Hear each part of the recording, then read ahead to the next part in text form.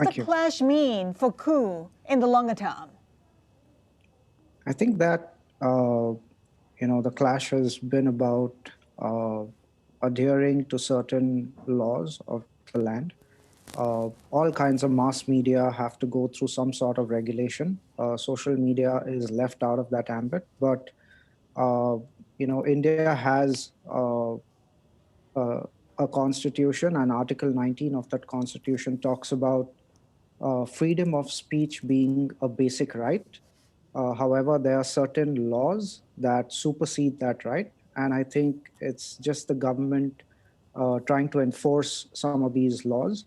However, they don't have direct control over any organization that's not working out of India, and I think that's what the clash is about. Uh, we, being an Indian company, do understand where the government is coming from, and I think that's the main reason why they've been promoting Coup recently as an alternative to Twitter as a social media platform. Right, Mayank, I mean, Coup has obviously benefited from the clash. Give us a sense of the extent that you've benefited in terms of visibility, in terms of your numbers. Well, we've seen a hockey stick growth. There's been a surge of users that have moved to Coup. They've opened accounts on Coup recently. It's been a surge between 15 to 20x on the app side and almost 60x on the web platform. Do you have a political stand? I mean, so much comparison have been made between Coup and Paula in the U.S. Well, both me and my co-founder Pramya are actually apolitical. The main reason why we started Coup was because we wanted to democratize voice among Indians at large. A large part of the country does not prefer to speak English. 90% of them speak some sort of native Indian language. And that's the problem that we wanted to solve.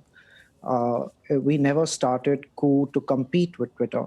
We thought that Twitter doesn't solve an Indian problem in an immersive way, and that was the reason of our existence. Mayank, how do you then balance freedom of speech on Coup with also the government's views on the security situation in the country, what they regard as being security, as well as perhaps some of the, let's say, more edgy things that they get bristly over? I think that some of these topics sort of fall in a nebulous area. I think the only way to tide over things like this is to go by what's legal.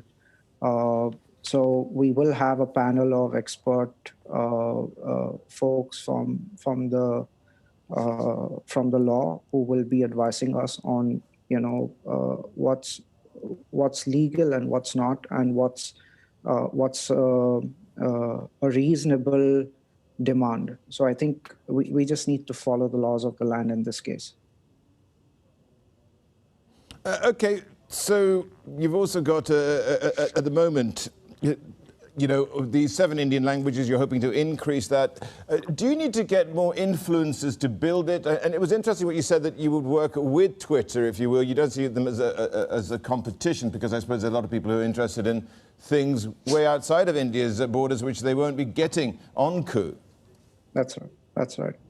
I think that Twitter is a great product. I think they've democratized voice for the world. There are lots of global leaders, people with domain expertise globally that people can connect with. Our message has never been about leave Twitter and start using Coup. I think if you want to connect with the world, you want to connect with global leaders, you want to connect with global experts, Twitter is a great platform. Our message has always been that if you want to connect with Indians more deeply, this is the place to be. You should definitely try out Coup, because we can take an example of celebrities or VIPs, right?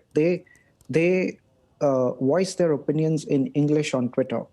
What we enable for them is the ability to voice their opinions in native Indian languages, and that has a much wider reach in India than English does. So we open up a new market for them. It's not an either-or situation for anyone who wants to be an influencer. It's a use Twitter, but please use Coup as well, because these give you access to very different audiences. Just very quickly, you had a Chinese investor in Shunwei Capital. I believe they're no longer an investor. Is this down to this battle, shall I say, this clash between Beijing and New Delhi? Very quickly. So Shunwei invested in us 2.5 years back, way before the government had a ban on Chinese funds or Chinese apps. Shunwei is a single-digit shareholder. They do understand and empathize with the situation. And, they're willing to take their investment back. It's a matter of days that they'll be off our cap table.